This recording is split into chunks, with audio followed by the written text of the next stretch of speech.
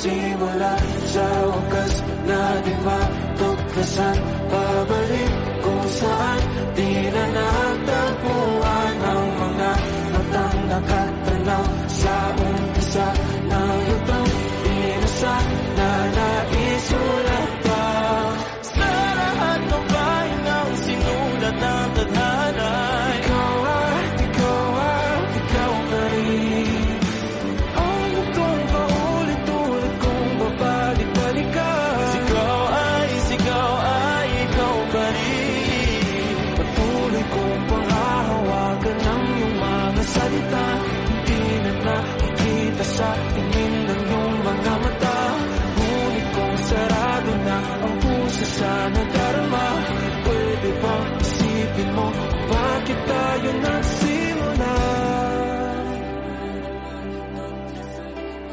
Ikaw